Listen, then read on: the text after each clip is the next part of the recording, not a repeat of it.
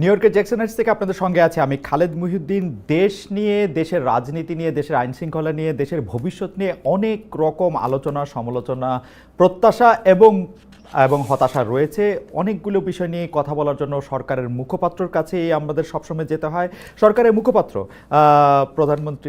প্রধান উপদেষ্টা প্রেস সচিব জনাব শফিকুল আলমকে আমরা আজকে পেয়েছি। জনাব শফিকুল আলমের মুখোমুখি আমরা আজকে হচ্ছি। জনাব শফিকুল আলম আমাদেরকে সময় দিয়েছেন, সেই জন্য জনাব শফিকুল আলমকে শুভেচ্ছা ও কৃতজ্ঞতা জানাই। জনাব শফিকুল আলম, আপনি আমাদের সঙ্গে যুক্ত হয়েছেন। আপনার এই ব্যস্ত সময়ের মধ্যে আপনি আমাদের শুভেচ্ছা ও কৃতজ্ঞতা জানবেন। Thank you very much. Shafiq ভাই, শফিক ভাই, আমি প্রথমেই যে বিষয়টি জানতে চাইবো যে আসলে সেনাবাহিনীর ভিতরে কি কিছু হচ্ছে? গুজবের সয়লাভ হয়ে গেছে বাংলাদেশ। আমি এত দূরে থেকেও আসলে এই গুজবের থেকে রেহাই পাচ্ছি না। অনেকেই জানতে চাইছেন যে সেনাবাহিনীর ভিতরে কু হচ্ছে কিনা, সেনাবাহিনী আসলে ক্ষমতা দখল করে নিচ্ছে কিনা, বা সেনা প্রধানকে ক্ষমতা থেকে সরিয়ে দেওয়া হচ্ছে কিনা, ইত্যাদি নানা রকম কথা আমরা শুনতে পাচ্ছি। আপনি কি আমাদের এটা নিয়ে কিছু বলবেন? না, আমরাও এগুলো অনেক কথা শুনতে পাচ্ছি, স্পেশালি যখনই রাত যত বাড়ে এটার আওয়াজগুলো তত বেশি বাড়ে। বাট আমি বলতে পারি যে এগুলো সবই গুজব। আজকে যেমন ধরেন আইন শৃঙ্খলা বিষয়ে একটা বড় মিটিং ছিল, সেখানে চিফ অ্যাডভাইজারের নেতৃত্বে মিটিং হয়েছে। সেখানে আর্মি চিফ ছিলেন, নেভি চিফ ছিলেন, এয়ার চিফ ছিলেন, সাথে আমাদের হোম অ্যাডভাইজার ছিলেন, তথ্য national security adviser Khalilur Rahman ছিলেন, এবং আমাদের ফরেন অ্যাডভাইজার ছিলেন, এবং অন্যান্য সিকিউরিটি অফিসিয়াল ছিলেন। তারা রিভিউ করলেন যে দেশের আইন শৃঙ্খলা পরিস্থিতি কিরকম, কোথায় কোথায় উন্নতি আরো একটু করা যায়, বা কোথায় কোথায় সন্তোষজনক, এগুলো একটা স্টক টেকিং করলেন আর কি। এখানে সবাই তো ছিলেন, সবাই এখানে আসছেন, যমুনাতে মিটিংটা হয়েছে। শফিক ভাই, আমি আসলে এই মিটিংটা প্রেস উইংয়ের বরাত দিয়ে পত্রপত্রিকাগুলি যেরকম লিখতেছিল সেইটা দেখতে গিয়ে আমার একটু কৌতূহল হলো যে মিটিংটাতে বলা হইতেছে যে একটা উচ্চ পর্যায়ের বৈঠক, সেটা হচ্ছে দেশের আইন শৃঙ্খলা পরিস্থিতি নিয়ে। কিন্তু সেই বৈঠকে পুলিশ প্রধান উপস্থিত ছিলেন না। তখন আরও মনে হয় না যে আসলে বৈঠকটা ছিল শুধু সেনাবাহিনীকে সামাল দেওয়ার জন্য, সশস্ত্র বাহিনীর ভিতরে যে একটা টেনশন সেইটা দূর করার জন্য? বিকজ না, হোম অ্যাডভাইজার পুলিশ চিফ ছিলেন না। এটা হোম অ্যাডভাইজার ছিলেন সেখানে। আচ্ছা, হোম অ্যাডভাইজার ছিলেন, হোমের অফিসিয়ালরা ছিলেন। তো এইটার মূল জিনিস যে হচ্ছে যে আপনি ধরেন আর্মি তো ডেপ্লয়েড আছে না, আর্ম ফোর্সেস তো ডেপ্লয়েড আছে দেশে, তো তাদেরটাও তো একটা রিভিউ এর বিষয় আছে, তারা কেমন করছেন, এই এই বিষয়গুলোও ছিল। পুলিশেরটা তো ছিল, আর পুলিশকে তো ওইখানে হোম অ্যাডভাইজার আন্ডারে তো পুলিশ, কিন্তু তো আমি পুলিশের বিষয়টা তো হোম অ্যাডভাইজারই দেখছেন। আমার অজ্ঞতা ক্ষমা করবেন, কিন্তু আমি আসলে এই ধরনের বৈঠকে, আইন শৃঙ্খলা পরিস্থিতির বৈঠকে এই প্রথম দেখলাম পুলিশ চিফ থাকলেন না। সিরিয়াসলি, স্বরাষ্ট্রমন্ত্রী প্রতিমন্ত্রী থাকলেও পুলিশ চিফ থাকেন না। স্বরাষ্ট্র মন্ত্রণালয়ের আন্ডারেই তো পুলিশ, না, মন্ত্রী প্রতিমন্ত্রী থাকলেও পুলিশ চিফ থাকেন, মানে আমার স্বরাষ্ট্র মন্ত্রণালয়ের আন্ডারে পুলিশ এবং স্বরাষ্ট্রমন্ত্রী এখানে ছিলেন, এবং এটা প্রায় 1.5-2 ঘন্টার মিটিং হয়েছে, ওনারা স্টক টেকিং করলেন। আচ্ছা, এমনিতে সেনাবাহিনীর ভিতরে কোনো রকম, মানে এই মিটিংটা এক্সক্লুসিভলি সশস্ত্র বাহিনী, তাদের চাকরি কাদের ফেরত দেয়া না দেয়া, বা সেইটা নিয়ে সশস্ত্র বাহিনীর বিরুদ্ধে ক্ষোভ বিক্ষোভ যেগুলি কথা আমরা শুনতেছি সেগুলির সাথে এটার কোনো সম্পর্ক নাই, সার্বিক আইন শৃঙ্খলা পরিস্থিতি নিয়ে কথা হয়েছে? জি জি, সার্বিক আইন শৃঙ্খলা বিষয় নিয়ে কথা হয়েছে, স্পেশালি ঢাকার বাইরে এবং ঢাকার মধ্যে। ঢাকার একটা কিছু কিছু জায়গায় আমরা মনে করছি যে আইন শৃঙ্খলা পরিস্থিতি আরো বেটার হওয়া উচিত, আর সব জায়গায় যাতে স্ট্যাবল থাকে, আমরা তো সেই বিষয়গুলোই এমফাসিস দেওয়া হয়েছে। শফিক ভাই, এই বিষয়ে আমার শেষ প্রশ্ন যে আসলে জেনারেল ওয়াকারের সাথে প্রফেসর ডক্টর মোহাম্মদ ইউনূসের কি কোনো ধরনের ক্ষমতা বা ক্ষমতার বিভিন্ন ভরকেন্দ্র নিয়ে কোনো দড়ি টানাটা নিয়ে আছে, যেগুলি গুজবে বলা হয় কি এই গুজবটা আসলে অনেক বেশি পাওয়ার পেয়েছে? আসলে শফিক ভাই, আমি স্বীকারই করতেছি, সেটা হচ্ছে যে একজন উপদেষ্টা, সিটিং উপদেষ্টা যখন বলেন বুকে পাথর বেঁধে ওয়াকার সাহেবকে ইউনূস সাহেবের সেনাপ্রধান হওয়ার স্বীকার করতে হয়েছিল, তিনি যখন এটা বলেন, মানে সত্যি এরকম কোনো কিছু আছে কিনা আসলে? না, ওইটা যে কথাটা বলেছিলেন, ওইটা আমার মনে হয় যে যে ওই আমরা যখন একটা দুইটা ঘটনা পরিপ্রেক্ষিতে, মানে জাস্ট ইন্টারিম গভর্নমেন্ট ফরমেশন হচ্ছে ইয়েতে, বাট আমার মনে হয় যে জেনারেল ওয়াকার বা এরকে নিয়ে যে এই ধরনের গুজব, এটা পিওর গুজব। এখন এই গুজবগুলো কারা ছড়িয়ে মজা পাচ্ছেন, বা এক ধরনের, আমি তো মনে করি যে এই গুজবগুলো ছড়িয়ে একটা দেশে একটা ইনস্টেবিলিটি ক্রিয়েট করার একটা চেষ্টা হচ্ছে। প্রফেসর ইউনূসের সাথে জেনারেল ওয়াকারের খুব ভালো সম্পর্ক। প্রতি মাসে 1-2 বার উনি আসেন, এসে কথা হয়। আমাদের সারু মাঝে মধ্যে এফডিতে যান, 1-2 বার গিয়েছেনও। তো সেখানে তো প্রতিনিয়ত তো কথাবার্তা হচ্ছে। এই বিষয়টা মানে দূরত্বটা কি হলো এটা সত্যি করতে আমার বোধগম্য, এবং ওই অনুযায়ী কিন্তু ছবিও আমরা দেই, যে এই ছবি আমরা রিলিজ করি। অনেকে অনেকে মানে ব্যাপারটা কিরকম, আমি অন্য একটা প্রসঙ্গে যাই। ব্যাপারটা হয় হচ্ছে যে ধরেন করিডোরের কথা, মিয়ানমারকে মানবিক করিডোর দেওয়ার কথা যখন আসলো, তখন পররাষ্ট্র উপদেষ্টা জনাব মোহাম্মদ তৌহিদ হোসেন বললেন যে এইটার ব্যাপারে কথা হয়েছে। আপনাকে আবার পরের দিন বলতে হলো যে এইটার ব্যাপারে আসলে কোনো কথা হয় নাই।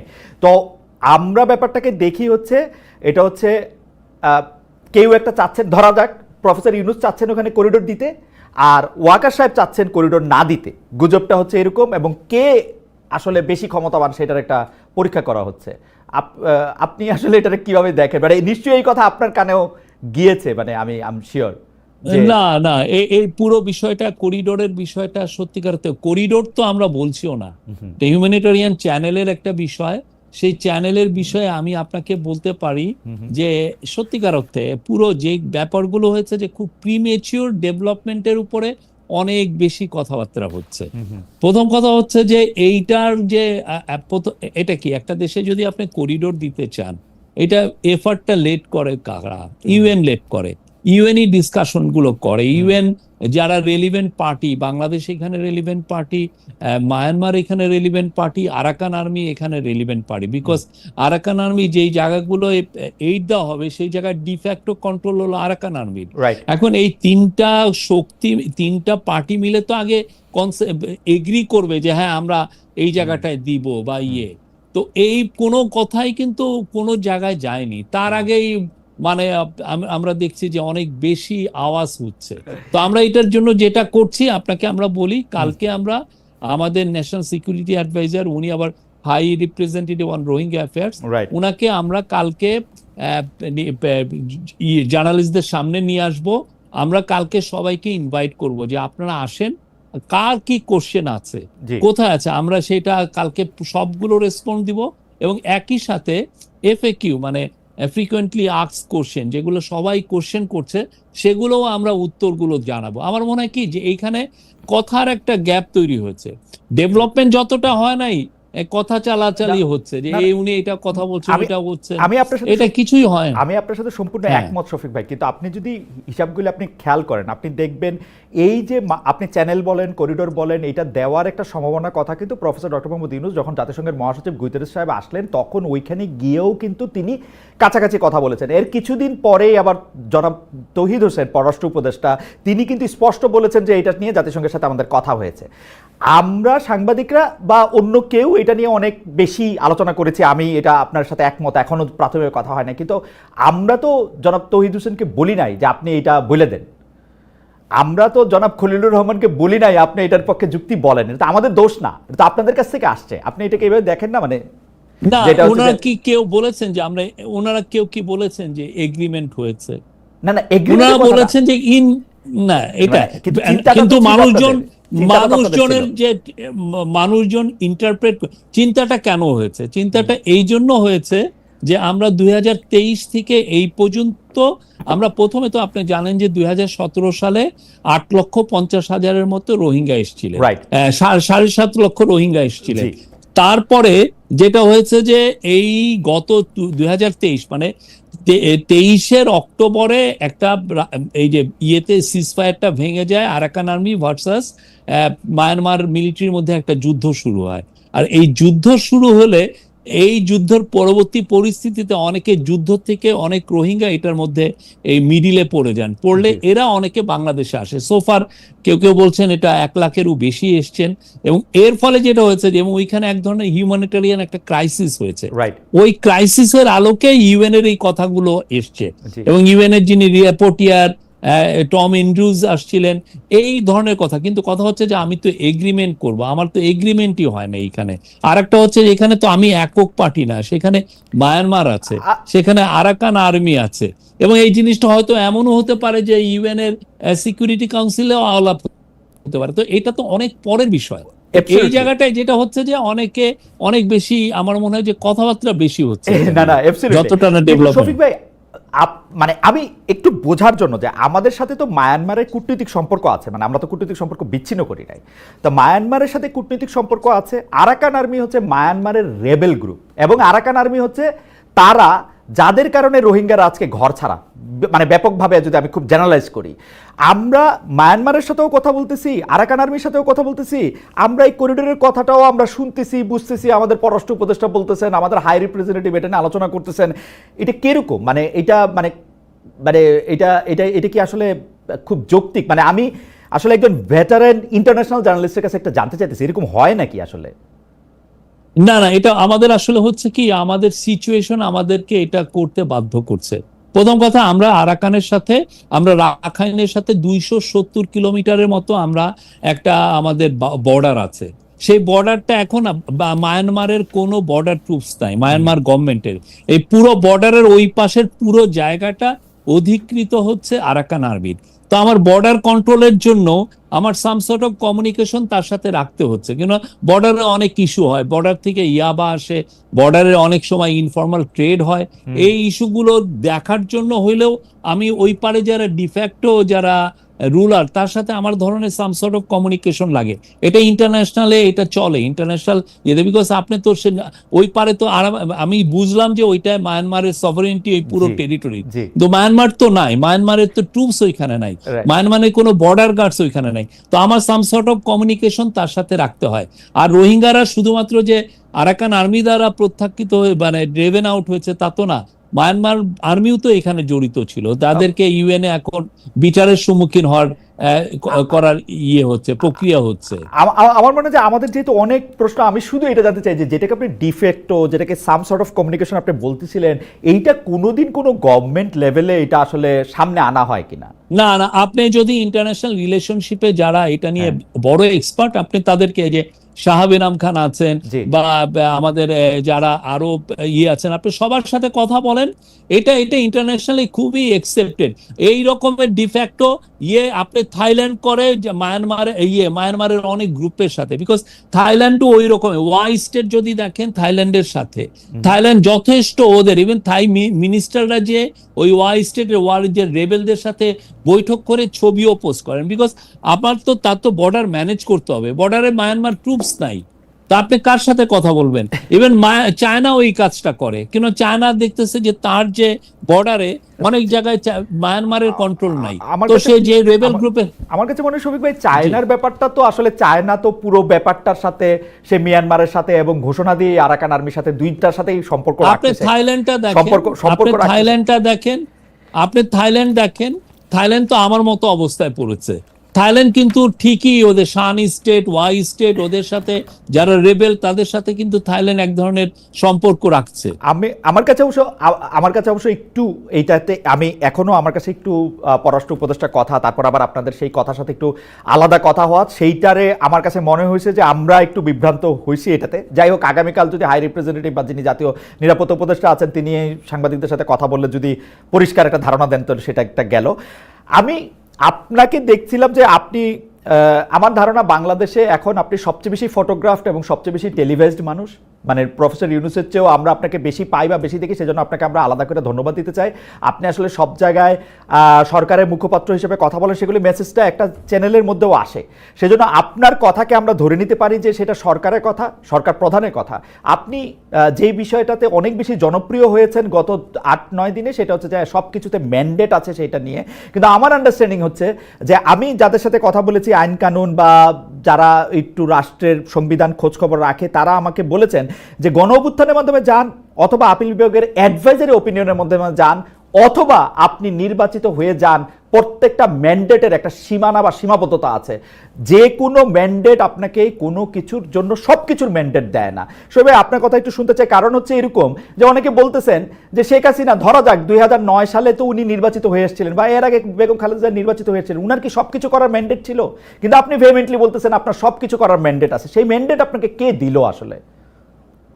না, আমি যেটা বলেছি যে আমাদের ম্যান্ডেট আছে এভরিথিং, আমি যে শব্দটা বলেছি এভরিথিং, আমি কেন বলেছি সেটা হচ্ছে যে আপনি যদি 13 অ্যামেন্ডমেন্ট দিয়ে তো আমরা কেয়ারটেকার গভর্নমেন্টটা আমরা চালু হয়েছিল। কেয়ারটেকার গভর্নমেন্টে কিন্তু স্পষ্ট বলা আছে যে আপনি 3টা মাস যে গভর্নমেন্টটা আসবে এরা 3 মাস থাকবে এবং এদের পুরো কাজটাই ফোকাসড অন ইলেকশন। সে ইলেকটোরাল লিস্ট বলেন, ইলেকশনকে আয়োজন করার যে কাজগুলো বলেন, সবগুলোই করার ছিল এটার কাজ। ইলেকশনের বাইরে তার কোনো ম্যান্ডেট ছিল না, সেটা একদম স্পষ্ট এবং 13th অ্যামেন্ডমেন্টে ওইটা ছিল। কিন্তু 13th অ্যামেন্ডমেন্ট তো ওরা এসে এটা বাদ দিয়ে দিল। দেওয়ার পরে যেটা হয়েছে যে যখন ইন্টারিম গভর্নমেন্ট হওয়ার পরে যেই পরবর্তীতে যখন সুপ্রিম কোর্টে যে রেফারেন্সটা গেল, ওইখানে দেখেন 106 আর্টিকেল 106 বলা আছে, ওইখানে বলা আছে যে আমরা যে কোনো গভর্নমেন্টের মতো আমরা এক্সিকিউটিভ পাওয়ারটা আমরা ইউজ করতে পারবো। এটা যেটা নর্মাল একটা গভর্নমেন্ট যেই এক্সিকিউটিভ পাওয়ার হোল্ড করে, আমিও সেই এক্সিকিউটিভ পাওয়ার হোল্ড করছি। এটা আমি অ্যাটর্নি জেনারেলের সাথে এটা নিয়ে আমি কথা বলেছি, আরো 2-3 জন ইন্ডিপেন্ডেন্ট লয়ারের সাথে আপনি যেমন কথা বলেছেন আমিও কথা বলেছি। আমি আপনাকে ইনভাইট করব অ্যাটর্নি জেনারেলকে আপনার প্রোগ্রামে আনতে, ওনার কথা শুনেন উনি কি বলেন। আমরা ওই অনুযায়ী আমরা আমাদের কথাটা বলেছি। আমাদের ম্যান্ডেটটা হলো আমরা যে কাজগুলো, এটা অনেকে আবার কেউ কেউ বলছেন যে না আপনাদের ম্যান্ডেট হচ্ছে ডে টু ডে, ওখানে কোথাও লেখা নাই যে ডে টু ডে, এটা এক্সিকিউটিভ নির্বাহী পাওয়ারের কথা বলা হয়েছে। কিন্তু আপনি আমাকে একটু বলবেন যে অন্য সরকারের মতোই ক্ষমতা আছে, এটা কি আমি আমি আমি 106-এ যেটার মধ্যে করে অ্যাপিলেট ডিভিশনে রায়টা দিল, আমি এটার মধ্যে নির্বাহী কাজ করতে পারবেন বলে আমি এটার মধ্যে এটা দেখতেছি। সেই নির্বাহী কাজের দুই রকম ব্যাখ্যা আছে। একটা ব্যাখ্যা হলো আপনার যে কাজগুলি করতে হবে, না করলে দেশ থেমে যাবে, সেই কাজগুলি আপনি করবেন। আরেকটা ব্যাখ্যা হলো যে আপনার জরুরি প্রয়োজনে যদি আপনার কোনো কিছু করতে হয় তাহলে আপনি এটা করতে পারবেন। আপনাকে এই ক্ষমতা দেয়া আছে যে আপনি এখন পলিসি বানাইতে পারবেন, কিন্তু সেটা অ্যাবসলিউটলি যখন আপনার প্রয়োজন হবে তখন। আপনার রিডিং, আর আপনি নিজেও লয়ার স্টুডেন্ট। না, আমি জার্নালিজমের স্টুডেন্ট ভাই, আমি জার্নালিজমের স্টুডেন্ট ভাই। যাক, বাট আমি যেটা জানি আমাদের রিডিং হচ্ছে নির্বাহী মানে হচ্ছে আপনি আমার একটা গভর্নমেন্টের যে কাজগুলো করে সেই পুরো কাজগুলো এটার মধ্যে পড়ে। আমি বললাম তো আপনি 2জন লয়ারকে আনেন, এনে জিজ্ঞেস করেন, আমরা এই জায়গায় আমাদের রিডিং স্পষ্ট। আচ্ছা, আমি একটু জার্নালিজমের জায়গা থেকে কথা বলি শফিক ভাই। আমাদের যে সংবিধান, আপনারা সংবিধানের অধীনে শপথ নিয়েছেন, সুতরাং আপনারা নিজেদেরকে বিপ্লবী সরকার বা অভ্যুত্থানের সরকার বলতে পারবেন না। আপনারা সাংবিধানিক সরকার কিন্তু, এবং সেইটা 106-এ আপনাদেরকে আসলে এন্ডোর্সও করা হয়েছে এজ সাংবিধানিক সরকার। এখন যে সংবিধানটা আছে সেই সংবিধান আপনাদের মানতে হবে, এর বাইরে যাওয়ার আপনাদের উপায় নাই। আপনারা বিপ্লবী সরকার না, আপনারা সাংবিধানিক সরকার। সাংবিধানিক সরকার হইলে সেই সরকারের এই সংবিধানটার কোর এসেন্স হচ্ছে আপনাকে জনগণের রিপ্রেজেন্টেটিভ গভর্নমেন্ট হইতে হবে। যতক্ষণ পর্যন্ত আপনি রিপ্রেজেন্টেটিভ গভর্নমেন্ট না, ততক্ষণ পর্যন্ত আপনার ক্ষমতা হচ্ছে লিমিটেড। এটা আপনি মাহমুদুল ইসলাম সাহেবের কনস্টিটিউশনাল আপনি আপনার জায়গাটা দিয়ে আপনি এক্সপ্লেন করছেন, আপনি আপনার রিডিংটা বলছেন। আমার রিডিং বলে যে এই government is like any other government, but এটার ম্যান্ডেটটা এসছে একটা অভ্যুত্থান থেকে, গণ অভ্যুত্থান থেকে এই গভর্নমেন্ট এটা করা হয়েছে। আমরা সেইভাবে রিডিং করি, এবং আপনার যদি মনে হয় যে না আমি আমার কথার মধ্যে কোনো ব্যত্যয় আপনি খুঁজেন, আমি বলবো যে টপ লয়ার আছে বা অনেক বড় কনস্টিটিউশন এক্সপার্ট আছে, তাদের সাথে কথা বলতে পারেন। ওকে, গণ অভ্যুত্থানের ম্যান্ডেটের কথা আপনি যেটা বলতেছেন, সেই ম্যান্ডেটও যদি আপনার থাকে, সিস্টেমটা হচ্ছে একটা সরকার মানে তো হচ্ছে একটা গোষ্ঠী যারা আসলে দেশটা চালাইতেছে, তাদের তো কারো না কারোর সাথে এটা নিয়ে কথা বলতে হয়। যেমন আপনারা আসলে সংস্কার করার জন্য সংস্কার কমিশন করছেন 6টা-7টা, কিন্তু খুবই ইন্টারেস্টিংলি করিডোর বা চট্টগ্রাম বন্দরের ব্যাপারে আপনার কারোর সাথে আলোচনা করতেছেন না। প্রশ্ন করলে আমরা উত্তর পাইতেছি যে এইটা আমরা করব হচ্ছে নির্বাহী দায়িত্ব। এটা আমাদের এক্সিকিউটিভ পাওয়ারের মধ্যে পড়ে এই কাজগুলো।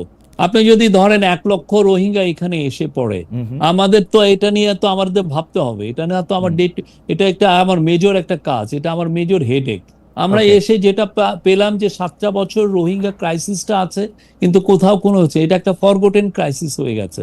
এই জায়গাটা নিয়ে কেউ ভাবছেও না। তো আমার এটা ভাবতে হবে না?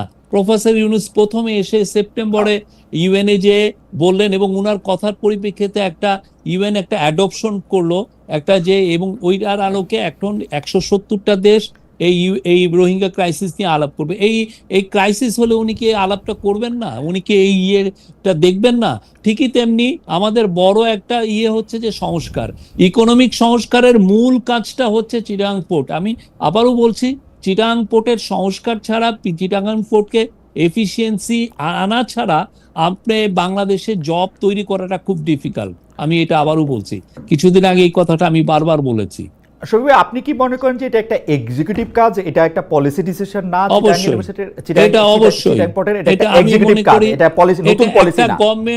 এটা একটা গভর্নমেন্টের এটা এর কাজ। আমরা এসে করেছি না, আমরা সাইফ পাওয়ার টেক তো এই যে 3 মাস তার কাজ আমরা এক্সটেন্ড করেছি না, আমরা এটা আমাদের এক্সিকিউটিভ কাজের মধ্যে আমরা মনে করি। এইটা তো একটা কি ক্রুশিয়াল একটা কাজ, সেই কাজগুলো আমরা করছি। এবং আপনি মনে আর করছেন একটা, অনেকে বলছেন যে আমরা চিটাগাং পোর্টটাকে হ্যান্ড ওভার করে দিচ্ছি কাউকে, তা না। চিটাগাং পোর্ট চিটাগাং গভর্নমেন্টের কন্ট্রোলে আছে, তার টার্মিনাল ম্যানেজমেন্টের জন্য আমরা বিদেশি বড় কোম্পানির সাথে কথা বলছি। এবং আপনারা মনে করতেছেন যে নতুন কোন সরকার আসলে এই কাজটা তারা না করে আপনাদেরই করতে হবে, এটার কি এইরকম একটা ইমিডিয়েসি আছে যে এক্ষুনি দিতে হবে? না, আমাদের কাজের ইমিডিয়েসিটা হচ্ছে যে আমি ইকোনমিক সংস্কার করে আমার প্রচুর জব তৈরি করে, আমার প্রতি বছর 22 লক্ষ ছেলে আমাদের জব মার্কেটে আসছে, কিন্তু আমি জব তৈরি করতে পারছি না। আর আমার জবটা তৈরি করতে হবে ইন্ডাস্ট্রিয়াল স্কেলে, জব তৈরি করতে হবে। তো সেটা করার জন্য আমার সত্যিকার অর্থে চিটাগাং পোর্টের কে আমি বাইপাস করে জব তৈরি আমি করতে পারবো না। সেই জায়গাটা আমার ওই কাজটা আমার হাত দিতেই হচ্ছে। বিদেশিদের দিয়ে এটা পরিচালনা করতে গেলে বাংলাদেশিদের জন্য জব তৈরি কিভাবে হবে সেটা নিশ্চয়ই আপনারা ভেবেছেন, একটু ছোট করে কি বলবেন? অবশ্যই, কিরকম করে? অবশ্যই, এটা এই জন্য আমরা প্রফেসর ইউনূস অনেকগুলো বিদেশি যারা বাংলাদেশের থেকে তারা গার্মেন্ট বানিয়ে নিয়ে যায়, তারা বারবার আমাদেরকে বলেছে যে চিটাগাং পোর্টের এফিসিয়েন্সি লেভেল খুবই লো, ফলে তারা যেটা হচ্ছে যেগুলো হাই ফ্যাশন আইটেম সেগুলো বাংলাদেশে করাতে চায় না, ওরা খুবই low fashion T shirt, pant shirt এগুলো করে। এবং আমরা এখন $50 বিলিয়ন মতো এক্সপোর্ট করি। এটাকে যদি আমি 100 বিলিয়নে নিতে চাই, 100 বিলিয়ন নিতে গেলে আমার মিলিয়নস অফ জব তৈরি হবে।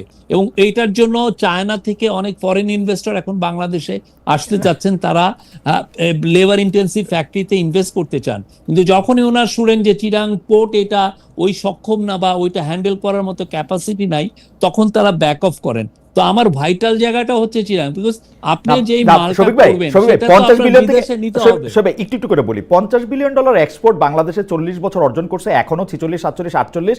50 বিলিয়নের পরে আপনি আরো যখন 50 বিলিয়নের কথা বলবেন, এটা তো অবশ্যই প্রায় দ্বিগুণ জব ক্রিয়েট হবে। আমি শুধু জানতে চাই যে $50 বিলিয়ন যে এখন এক্সপোর্ট করা হয়, তার কিছু বড় অংশ চিটাগাং সমুদ্র বন্দর দিয়ে, কিছু হচ্ছে বিমানে করে যায়, কিছু অন্য বন্দর দিয়ে যায়, কিছু স্থল বন্দর দিয়ে যায়। না, 98% যায় চিটাগাং পোর্ট। আমি 98% ধরে নিলাম যে যায়। আপনি কি আমাকে বলতে পারেন যে বিদেশিরা করলে এর লিড টাইম কমবে, যেটা হাই ফ্যাশন যেটা আসলে সেটা কি গার্মেন্টস ফ্যাক্টরি ওনারদের সাথে কথা হয়েছে এই ব্যাপারটা নিয়ে যে তারা লিড টাইম কমাতে পারবে? আমরা তো বললাম তো, আমরা অবশ্যই লিড টাইম অনেক কমবে, লিড টাইম কমবে। বাংলাদেশের যারা বাংলাদেশের জন্য জব তৈরি হবে, সব লেভেলে জব তৈরি হবে।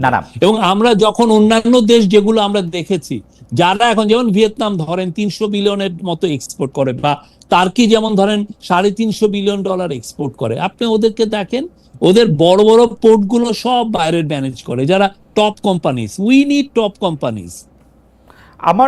আমার কাছে শুধু প্রশ্নটা এরকম যে এই এক্সপোর্টের যারা এই হ্যান্ডলিংটা করবে, এই আলোচনাটা কিন্তু এখন শুরু হয় না শফিক ভাই। আমার যদ্দূর মনে আছে, এটা 20 সাল, 21 সাল, 22 সাল, 23 সালে অনেকবার এটা নিয়ে চেষ্টা করা হয়েছে, অনেকগুলি কথা বলা হয়েছে।